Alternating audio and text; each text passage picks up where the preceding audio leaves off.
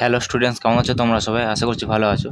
তো স্টুডেন্টস দেখো, চ্যাপ্টারের নাম কি? সরল না ব্যস্ত সমানুপাত। ঠিক আছে, তো এই যে বিষয়টা, এইটা জিনিসটা কি আজকে আমরা সম্পূর্ণ পুরো ডিটেলে বুঝবো। ঠিক আছে, আর একটা রিকোয়েস্ট, তোমরা যদি আমার চ্যানেলে নতুন হয়ে থাকো তো চ্যানেলটা অবশ্যই সাবস্ক্রাইব করে পাশে থাকা বেল আইকনটা অবশ্যই প্রেস করে রেখো। ঠিক আছে, তো চলো কি বলছে দেখো।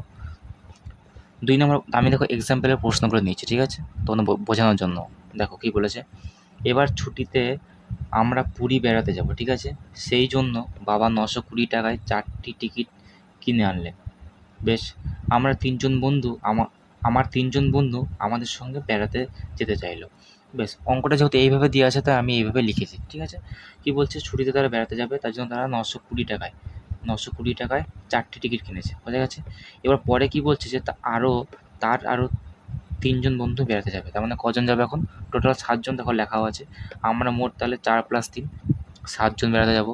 বোঝা গেছে। বেশ, এবার এটা দেখো কী করে করতে হবে। দেখো, তার মানে আমাদের জানতে যে টিকিটের সংখ্যা হচ্ছে, এই ছকটা দেখো তোমাদের বইয়ে দিয়েছে। ঠিক আছে, তাই আমি লিখেছি টিকিটের সংখ্যা হচ্ছে 4টি, মানে 4টি টিকিটের দাম হচ্ছে যদি 920 টাকা হয়, 3টি টিকিটের দাম তাহলে কত?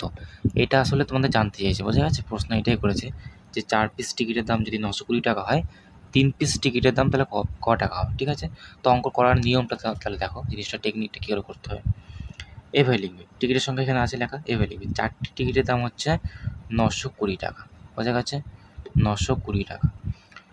এইসব অঙ্ক করার জন্য ঐকিক নিয়ম আর কি। ঠিক আছে, এইসব অঙ্ক করার জন্য তোমাদের সবসময় একের ভ্যালু বার করতে হবে। ঠিক আছে, মানে 4টে টিকিটের দাম যদি 920 টাকা হয়, একটা টিকিটের দাম কত? মানে যাই অঙ্ক দেবে সবেতে একের দাম বা একের যাই অঙ্ক দিক, দাম হোক আর যাই হোক, একে ভ্যালু নিয়ে আসতে হবে। বোঝা গেছে। তাহলে 4টি টিকিটের দাম যদি হয়, 4টি লিখেছি, 4টি টিকিটের দাম যদি হয় 920 টাকা, তাহলে একটি টিকিটের দাম কী হবে বলো তো? কম হবে না বেশি হবে? তুমি বলো। 4 পিস টিকিট কিনেছে 920 টাকা দাম, 1 পিস টিকিট কিনবে মাত্র, তাহলে দামটা কম হবে না বেশি হবে? নিশ্চয়ই কম হবে। 4 পিস টিকিটের দাম 920 টাকা, 1 পিস টিকিটের দাম, একটা টিকিটের দাম নিশ্চয়ই আরও কম হবে। যদি কম হয়, 920 থেকে যদি কম হয়, তাহলে কী করতে হবে? ভাগ করতে হবে। কী করে ভাগ করবো? ভাগ করার নিয়মটা দেখো, এই 920 আগে লিখবো, ডান দিকে যেটা থাকবে সেটাকে লিখতে হবে। তাহলে 920 আগে লিখবো, তারপর কী লিখবো? এই 4টা। ঠিক আছে, বাই 4, এত টাকা, এত টাকা। বোঝা গেছে, এটা হচ্ছে একটি টিকিটের দাম। বোঝা গেছে। বেশ, এবার কী জানতে চেয়েছে? 3টি টিকিটের দাম কত? তাহলে 3 লিখছি, 3টি। বোঝা গেছে। এবার ভাবো,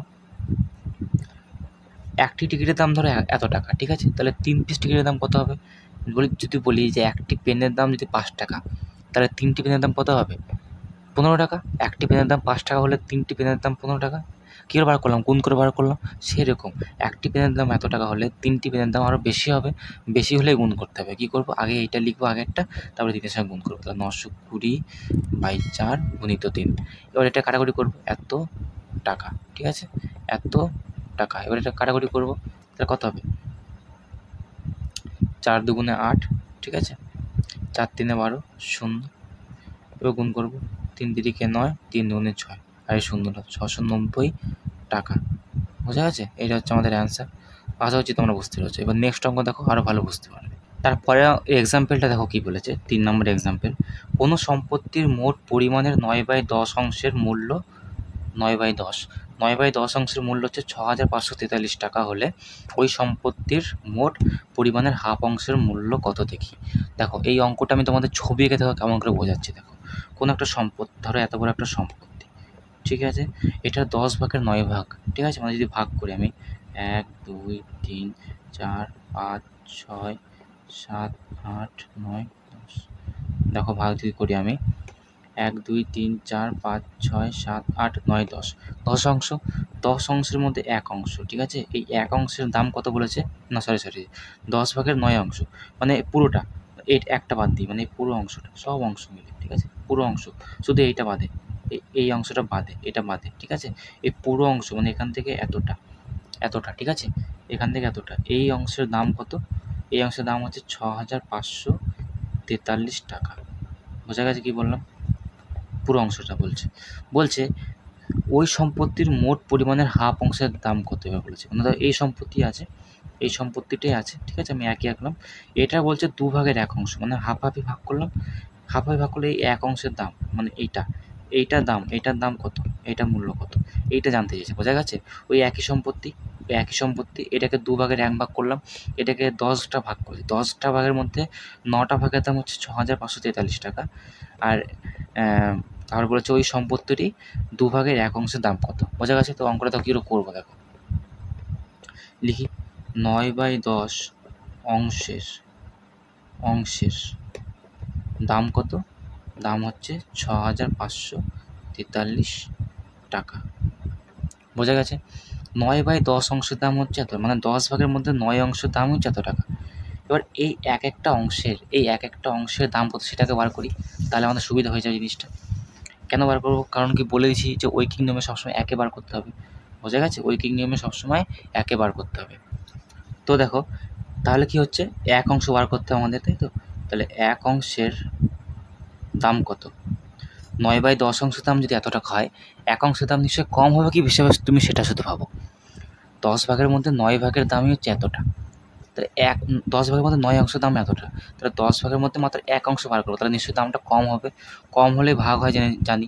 তাহলে 6,543 ভাজিত 9/10 করতে হবে, তাই তো? তাহলে এটার মানে কি, এটার মানে হচ্ছে 6,543 গুণিত 10/9, বোঝা গেছে? এটা হলো বেস্ট। পরের লাইনে কি লিখবো, এক অংশের দাম এত, হাফ অংশের দাম জানতে চেয়েছে, হাফ অংশের দাম কত, তাহলে হাফ অংশের দাম কত হবে, এক অংশের দাম এত, তাহলে হাফ অংশের দাম কত হবে, এটার সঙ্গে গুণ করে দিতে হবে। 6, 5, 4, 3 গুণিত 10/9 গুণিত 1/2, বোঝা গেলো কেন গুণ করলাম? ধরো তোমাকে যদি বলে যে একটা চকলেট আছে, চকলেট মানে এটা এক অংশ, এটার অংশের দাম হচ্ছে কত, ধরো 10 টাকা, পুরোপুরি অংশের দাম, তাহলে হাফ অংশের দাম কত হবে, নিশ্চয়ই 5 টাকা কিলো বার করলাম, 10 সঙ্গে দেখো 1/2 গুণ করলাম, দেখো 2 5 10, 5 বেরোলো তো, সেটাই বলছি। তাহলে পুরোপুরি অংশের দাম যদি হয় 10 টাকা, হাফ অংশের দাম 5 টাকা হচ্ছে কিলো বার করলাম, 10-এর সঙ্গে হাফ গুণ করলাম, সেরকম। তাহলে এক অংশের দাম এত টাকা, হাফ অংশের দাম এত, ঠিক আছে? এবার এটা কাটাকুটি করবো, তো দেখো অন্য পেন করি, তাহলে কত হবে, তো 9 7 63, ঠিক আছে? হাতে রইলো 2 24, তা 9 দুগুণে 18, 6 আবার 3, 9 7 63, এখানে 10 আছে, ঠিক আছে? তাহলে কী করবো দেখো, উত্তরটা কত হবে, এটার সঙ্গে এটা ভাগ চলে যাবে, 2-এর সঙ্গে 5-এর ভাগ চলে যাবে, 10-এর 2 5-এ, তাহলে এটার সঙ্গে এটাকে যদি গুণ করা হয় তাহলে আমাদের উত্তর হবে 3 6 3 5, ঠিক আছে? গুণ করে দেখবে এত টাকা, ঠিক আছে? এত টাকা, এটা হচ্ছে আমাদের অ্যান্সার, বোঝা গেছে? এটা আমাদের অ্যান্সার হবে, ঠিক আছে? তো দেখো 4 নম্বর এক্সাম্পল কী বলেছে, 6 জন লোক 7 দিনে একটি কাজ করেন, ঠিক আছে? ওই কাজ 21 দিনে শেষ করতে হলে কতজন লোক লাগবে, মানে লোক চেয়েছে। মনে রাখবে এইসব অঙ্ক করার জন্য যেটা চাইবে, লোক চাইছে, তাহলে লোকটাকে ডান দিকে রাখতে হবে, সেই বক্সের মতো করে, বোঝা গেছে? তো দেখো ওখানে কী বলেছে, 6 জন লোক 7 দিনে একটি কাজ করে, দেখো এখানে দিন লিখছি এখানে, আর এখানে লোক লিখছি, বোঝা গেছে? যেটা চাইবে সেটা ডান দিকে রাখতে হবে। বেশ, কী বলেছে, 6 জন লোক 7 দিনে কাজ করে, মানে 7 দিনে একটি কোনো কাজ শেষ করতে 6 জন লোক প্রয়োজন, ঠিক আছে? তাহলে জানতে চেয়েছে যে 21 দিনে কাজটি শেষ করতে হলে কতজন লোক লাগবে, 21 দিনে যদি কাজটি শেষ করতে হয় তাহলে কতজন লোক লাগবে, এটা হচ্ছে আমাদের প্রশ্ন, বোঝা গেছে? তো উত্তরটা কী করবো দেখো, তাহলে 7 দিন যদি কাজ করে তাহলে সেই কাজটি শেষ করতে কজন লোক প্রয়োজন, 6 জনের। এবার বলছে না, সেই কাজটি আমরা একদিনে করব, কি বলেছে, ঐকিক নিয়ম মানে একদিনে বার করতে হবে, সবাই একবার করতে হবে। বলছে 7 দিনে কাজ করব, 6 জন লোক লাগবে। এবার বলছে যে না, কাজটা তো এতটাই আছে, এতটা কাজই করবো কিন্তু একদিনে কাজটা শেষ করব, তাহলে বলো এই লোক সংখ্যা বেশি লাগবে না কম লাগবে, তুমি শুধু এটা বলো, বেশি না কম? নিশ্চয়ই বেশি লাগবে। আরে 7 দিনের কাজটা আমরা একদিনে করব, 6 দিন করব না, তাহলে লোক 6 জন লোক মিলে কি পারবে সে একই কাজ করতে? পারবে না নিশ্চয়ই, আরও বেশি লোক লাগবে। তাহলে বেশি হলে কী করতে হবে বলেছি, গুণ করতে হবে। তাহলে 6 গুণিত 7 এতজন লোক লাগবে একদিনে যদি কাজটা শেষ করতে হয়, বোঝা গেছে? এবার বলছে 21 দিনে কাজটা শেষ করবো, 21 দিনে, তাহলে বলো যে একদিনে কাজটা শেষ করতে এতজন লোক লাগে, 42 জন লোক লাগে একদিনে। এবার বলছে 21 দিনে করবো, কাজটা শেষ করব, এখন আরও 20 দিন এক্সট্রা নেবো, তাহলে প্রত্যেক দিন কি আমার 42 লোক লাগবে, আরও কম লোক লাগবে নিশ্চয়ই।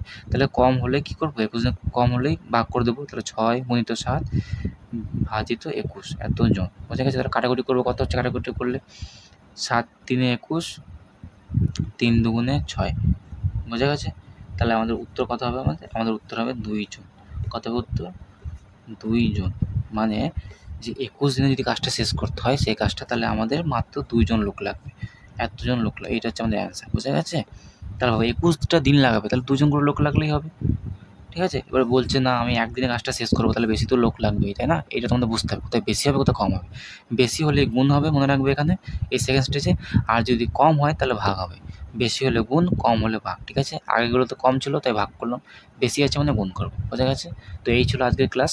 তোমার যদি ক্লাসটা ভালো লেগে থাকে তো ক্লাসটা মানে চ্যানেলটা অবশ্যই লাইক শেয়ার সাবস্ক্রাইব করে দিও, ঠিক আছে?